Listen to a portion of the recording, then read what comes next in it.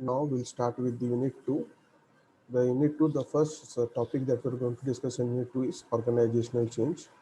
We have to understand what is organizational change and why organizational change is required in an organization. So, as per the definition given by the Association of Change Management Professional, organizational change is the practice of applying a structured approach to transition. An organization takes place to move from the current state to a future state and to achieve expected benefit. So whenever we say organizational change, it means there is a structured approach of transition to move from the current stage to a future stage in order to achieve the expected benefits. So this is the major definition. Then these are the various areas whenever the four fields or levels where the changes takes place at the human resource level, then at the functional resources, then come the technological capabilities, and then finally the organizational capability. So these are the four places whenever the change takes place, the change impacts these four different levels. So these are all points very easy to understand. Then we'll start what are the types of change that is happening in an organization. The organization change can be a plan change. Whenever we say that the organization change is a plan change, it means that deliberate decisions is taken by the management to alter the organization. Plan change is undertaken in order to improve the current ways in which the organization is working, and calculated change is initiated to achieve the desirable objectives. It may be either to improve the output or improve the performance, to reduce the cost, whatever may be the reasons, or in order to compete with the other competitors, or to change with the changing technology. So whenever there is a deliberate decision on the part of the organization to alter itself in order to move from its present state to a future state, then it is known as a planned change. Then comes unplanned change. So all the changes, these are that they are not planned. Sometimes the changes are done because it is needed. Unplanned change is imposed on the organization and is often unforeseen. So it is something which cannot be anticipated, and the organization changes mostly because they have to change because it's due to the changing environment or the conditions in which the organization is operating. Similar like changes in organizational regulations or changes in the economy, for example, are often known as unplanned change. Then comes remedial change. Remedial change are reactionary changes. These changes occurs because the problem is identified and a solution is needed to be implemented. So a remedial change is implemented in the organization in order to make a remedy to it as a remedy to a existing problem. Then come the incremental changes that is directed at the micro level and focused on the maybe particular units, subunits, or components within the organization is known as incremental changes. These changes are brought in gradually and usually adapted in nature. So they start very small, but they generally then they are implemented organization wide. Then comes the transformational change. Transformational change are those that are completely made to transform or reshape the business strategy, the process, and they often result in changing of the work culture. This is known as the transformational change. Then comes the developmental change. Developmental changes are those changes that are done to improve the current business procedures. So in order to bring about development in the present processes, what does the organization is following, this kind of changes takes place. Then comes the transitional change. Transitional changes are those changes which are done to replace the existing processes with new processes. So these are the various types of changes that is found in organization. Then we'll try to understand what are the various forces of change or the factors impacting the change. There are generally two factors: external factors and internal factors, or external forces or internal forces. So first understand external forces. External forces are affect the organization both directly and indirectly, and they do not have control over these external forces. They are part of the environment, and these variables are not controlled by the organization. That is the reason there is known as external forces. Changes in the marketplace, changes are something known as the external factors, because on these factors the organization has no control. Then come the technological factors. Whenever there is a change in technology and the organization require to update with the changing technology, then also these are the technological changes are not under the control of the organization. So these are known as the external factors. Then comes the social factors. Social and cultural environment is also changing due to education spread, huge spread of education and knowledge, and the government efforts, social equality that is going on. So these social and cultural reasons are some of the changes that takes place, are bound to take place due to this social and cultural changes which are not under the control of the organization. Similarly, the political changes are those changes that takes place within the takes place will be due to changes in the political parties or in changes in the government. So these are also not under the control of the organization. So these are known as the political factors, are known as the external forces. Then come the global factors, factors like globalization, liberalization, the mass changes in the organization that impacts the organization. This also is not under the control of the organization. That is known as the global factors. Then comes the natural factors. Natural calamities like elements like the floods, earthquakes are also required such changes in the policies of the organizations like natural. So these things are not under the control of the organization. Similarly, the economic factor, the changes in the exchange rate, interest rate, fiscal policies, monetary policies, inflation, deflation, rising in the cost of living. So these are the various economic factors which are not under the control of the organization. So the organization needs to change in order to uh, come to the future desired state. So these are also the factors. These are not under the control of the organization. Then come the ethical factors. Employee faces ethical dilemma in their daily work life. They need to manage the ethical behavior and has to brought us several changes in the organization in order to bring out these kind of changes. So these are the ethical factors. So these are also not under the control of the organization. Then come the internal forces. Besides the external forces, there are certain forces that are reacting or anticipating to the future organization. Certain forces of change, these are under the control of the organizations, like they are completely under the control, and the organization can decide whether they want to uh, whether they will be impacted on the due to these internal forces or not. Pressures for change that originate itself in the organization are generally known as recognizable in the form of signals indicating that something needs to be altered. The internal forces are again divided into the following points. The first is changes in the managerial personnel. Whenever there is a changes in the managerial personnel and a new manager or a new leader comes into place, there has to be certain changes. So these are known as changes in managerial personnel. Then come deficiencies in the existing system. Then if there is certain deficiencies and the existing system is found and certain developmental changes need to be done in order to bring about a change, then also change can be done. So these are the factors. These are under the control of the organization. That's known as the internal forces. Then come the changes in the work climate and the workforce. So whatever work climate and workforce the organization wants to maintain in the organization, accordingly they will make changes. So these are also the factors under the control of the organization. When there is declining effectiveness of the organization or internal pressures are there, then also these are the factors which are under the control of the organization, and depending upon that they may make changes in the organization. Then comes the structural changes. Whenever there is a merger, when there is a change in the structure of the organization, then there is a organization structure. The overall structure of the organization is being redesigned due to job redesigning of or for the company's downsizing. So whatever may be the condition of there is decentralization of the power, then also due to the structural changes, also the organization needs to change, and these changes are also under the control of the organization. So these are known as the structural changes coming out of the internal forces of organization change. Then come the key roles in organizations. Whenever the organizational changes takes place, there are certain key roles that has to be taken out, and these key roles are should be taken by some key people in the organization. And this is very very important that these people play a very prominent and important part in the organizational change. First, if the changes in change and maybe internal change or external changes, and whenever the people of expertise that is required to initiate the change in the organization is not found internally in the organization, then external change are generally brought in. External change at urgent, they have to understand the organization and make initiate the changes. They have to execute and manage the overall project. They have to coordinate with the change management team. There's a particular change management team that is also a key management role for change, and they have to coordinate with the change management team because the change alone cannot make changes. Then comes the manage the technical aspects of the project, how the technical aspects of the project has to be made, what are the administrative details, the resource allocation, all these things has to be undertaken by the change agent. Then comes the determining the scope and strategy of the change agent. What will be the scope of the change intervention? What is the strategy that should be implemented for the change? These are also understood, controlled by this change agent. Then comes the supporting these people.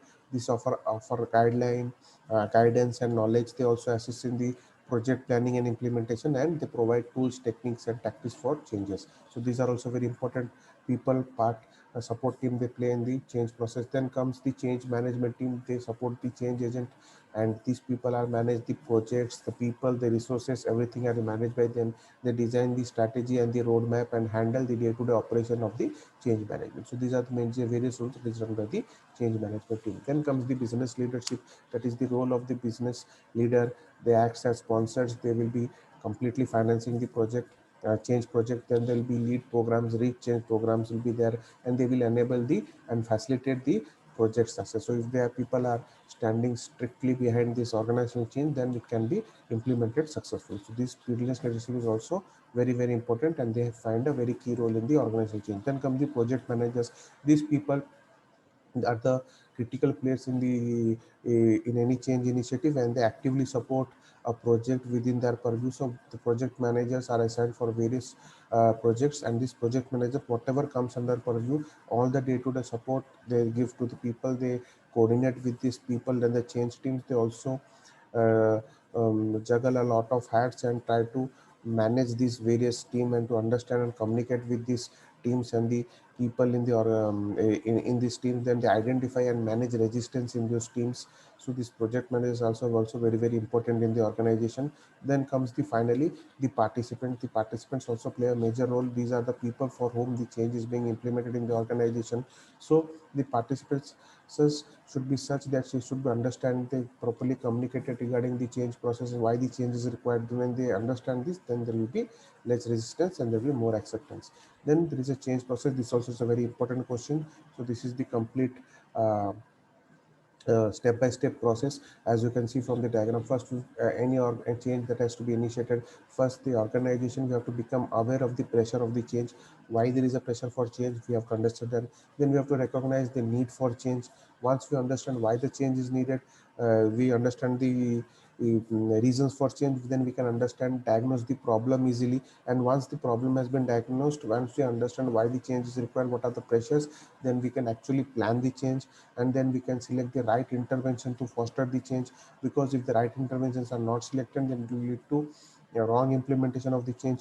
Then after having decided upon the intervention, what is the intervention that they're going to be undertaken to implement the change in the organization, there we have to generate an action plan. An action plan suggests how the change will be implemented in the organization. The complete methodology, step by step process is completely explained in the action plan. And then before a change has been initiated, whenever a change is initiated, there is a change from the present state to the future state. There is a transition. So certain skills, knowledge is also has to be given to these people in order to see that they are able to perform in the new environment and the new work environment. So enhancing skills in dealing with the change is also given. And finally the change is implemented in the organization. Here it is very important to see how the resistance can be managed, and people are communicated so that there is less resistance and people accept and embrace the change. And finally we have to follow up on the change program, have to change initiative to see whether the whatever the goals that has been decided in the planning stage, these goals are achieved or not. What are the some changes or some quirks are needed in order to see that the change is successful in the organization. So this is the complete change process. This is very important, long question. Then after the change process, then there is a very important question that we will need to discuss is the resistance to change. Whenever the people do not understand change, whenever they feel that change is something that is inevitable and we cannot escape that, but whenever people see that a change is there, they generally act by opposing or struggle to modify themselves or transfer themselves with the change. So they do not want the status quo to be altered, so they generally resist the change. The major reasons for individual resistance to change is fear of the unknown. People do not know why the change is being initiated in the organization. That is the reason they resist the change. There is a fear of loss. People are feeling that they will lose their jobs, or they will be having certain wage cuts or reduction in their salaries. So they may be, due to this fear of loss, they will be resisting the change. Then there is a fear of failure. Sometimes the people are very skeptical about the change initiative. They think that they will not be able to perform in the new work environment. That is the reason that due to this fear, they are resisting the change. Then comes the disruption of the interpersonal relationship. The people have a certain bureaucratic feature is there in the organization, how the people deal with each other. There is interpersonal relations already established in the organization. So whenever there is a change in the status quo, alter the status quo, then they feel that this interpersonal relationship will be hampered. So that is the reason disruption of fear of disruption of interpersonal relations. They generally resistance. Then there is personality conflicts. The people who is initiating the change program, it may be the change agent or the people in the change support system, or the project managers, their personality, the employees do not identify with those personalities, or they do not support those personalities. So due to this personality conflicts also, they may resist change. Also there is certain politics in the organization, due to which there is a and bureaucratic inertia is present in the organization, due to which the people do not want to lose power in the organization. Whatever power is already vested in them, they don't want to lose it. So whenever there is a change in the organization, so there is a shift in the power, so they do not want that. That is the reason they are not interested with in the change initiative, and they try to resist the change. Then come the threats to comfort. People in the normal status quo are already very comfortable in their work life, so they do not want this comfort to be changed. So that is the reason they generally resist the change. Then comes the cultural assumption and values. The certain idea is there why the organization is changing, why change is required. The certain cultural assumption and values are there, due to which the change, people they resist the change. Then there is selective processing of information. Whatever communication is done, people do not process the information properly, and they select the information that they want to believe in. And due to this selective processing of information, this leads to a lot of confusion and chaos in the organization. People do not know about the change initiative properly, and that results into problem. Then there is fear of negative impact economically on the income. That is also one of the reasons why they resist change. Then there is a particular habits of the people that will be hampered when there is a change in the status quo. That is the reason they resist. There's also misunderstanding in the process and distrust in the management. They do not trust the management, or they do not understand the process in which the change is going to be initiated in the organization. Due to this mistrust, or due to this misunderstanding of the whole change process or methodology, they generally at an individual level they try to resist change. Organizational resistance to change can also be at the group level, where the people together can try to resist change. There is a threat to power structure. Wherever the people feel there is a threat to power structure, whatever power structure they're having, there will be changes in the power structure. The people those who were not having power initially will now be having power, and the people those are having power in the present status quo, their power will change. So due to this threat in the power structure, to the power structure, they resist change. Then there is resistance due to structural rigidities or limitations. Structural resistance is due to fear of bureaucracies that will focus on the stability, control, or set methodology or routine that will be changed. That is due to which they resist change. Then comes the inertia from the group. So since you are part of the group and the group does not support the change program, so you, due to this inertia, being a part of the group, you also try to resist the change. So these are the various reasons at the individual level and the group level, or the people generally organizational level, by the people resist change in the organization. Then there are certain ways in which we can overcome this resistance to change. So this overcoming this resistance to change is generally known as change management, or how we can manage this change. This can take place like managing change through power, or managing change through reason, and also managing change through re-education. So these are the three ways that are used in change management in order to bring the change in the organizations, or make the organizational change. Management, also known as OCM, is a framework of techniques for managing the effect of new business processes, changes in the organization structure, or cultural changes within an enterprise. Simply put, OCM addresses the people side of the management, change management. For successful OCM, we have to follow certain strategies. So generally overcoming the resistance means that we have to manage the change in the organization, and for that we have certain strategies that are described here. Then we have to understand how to overcome this resistance to change. Whenever there is a resistance to change, how is to overcome this resistance? First tactics is by educating and communicating. Once we educate the people, once they understand why the change is being initiated, why it is good for the organization, why the organization needs to change, and this is properly communicated, the top management, they actually properly communicate, and all the project managers, the change agent, everybody properly communicates the change idea, then the people will be accepting the change much more easier. There will be removal of misunderstanding, confusion, and fear in the minds of the people. Then comes participation.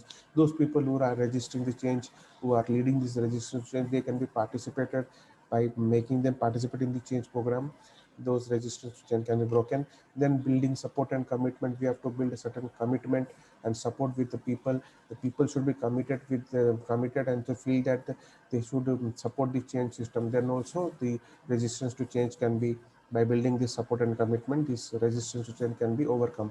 Then also we can do negotiation, where we negotiate with the people who are resisting the change, and we try to reason with them or try to give them something in return in order to see that the resistance to change is reduced. Then comes develop positive relations.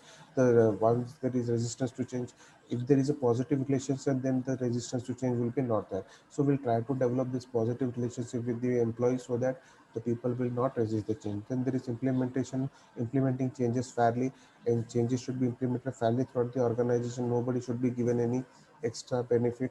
So that is one of the ways in which we can remove this resistance to change. Then comes from manipulation and optation. In manipulation, you have to directly influence the other people for twisting the facts and try to make them much more attractive to the people. That is manipulation. And cooptation, on the other hand, combines manipulation and participation. Not only manipulate the employees, but also you make them participate in the change program. So whenever you buy off the main leaders of the resistance group, so they will be through manipulation and cooptation.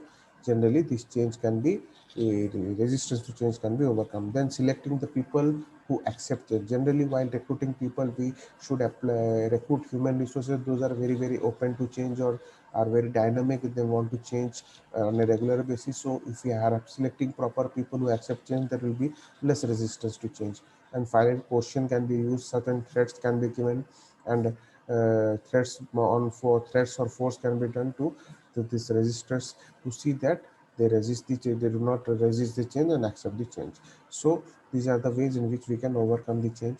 So after we understanding what is the process of change management, and then understanding how the organizational change management takes place, and how to resist, what is the resistance to change, and how the resistance to change can be overcome. Now we can just identify what are the various ways in which we can ensure that the change can be properly or much more effectively implemented in the organization. First, we have to define the change and adjust it to the business goals. When the change initiative is aligned with the business goals, then there will be less resistance and people will be much more accepting the change, and the change process will be very successful. Then comes determining the impacts of those who are affected. Generally, whenever a change is initiated, the people who will be impacted the most, they are not properly considered. What is the impact, that is not properly understood. That is the reason people resist change. So once we understand and determine the impact for the people who will be impacted by this change initiative, then the change will be much more successful. Then develop a proper communication strategy. What are the probable question, FAQs, frequently asked questions, that has to be decided. All the answers should be made and properly communicated to the people. The people should have been not be any kind of doubts or ambiguous ideas should be there in the minds of the people regarding the change process or the methodology. Then only if we prepare this communication proper, develop a proper communication strategy, the change initiative will be very successful. Then we have to also provide effective training, because whenever the people feel that they do not have the effective training, and they feel that they are not much do not have much skills in order to operate in the new changed future state of work environment, then they will be resisting the change. So one of the reasons for implementing the change much more properly, and to see that the people do not resist and embrace change properly, is to properly train these people, so that the people will not feel afraid, that they will be fear of failure will be removed from their minds. So providing effective training is one of the ways in which we can ensure that the change can be implemented properly and much more effectively. Then implementing a support structure. A support structure should be in place, and is very essential to assist them emotionally and practical to adjust with the change in the build change, and to build proficiency of the behavior and the technical skills that is required to work in the new environment. Then we have to measure the change process. That is very important. Once we measure the change process, once we understand and evaluate the change process, we understand why the change process is not functioning properly and what should be done, then the change can be much more effective. So these are some of the ways in which we can see that change can be properly implemented in the organization if these things are followed, and resistance to change can be minimum. So these are the things that we have studied in Unit 2. Please go through the respective YouTube videos in order to clear all your doubts. If you still have any problems, contact me. And finally, thank you for your patience and attention.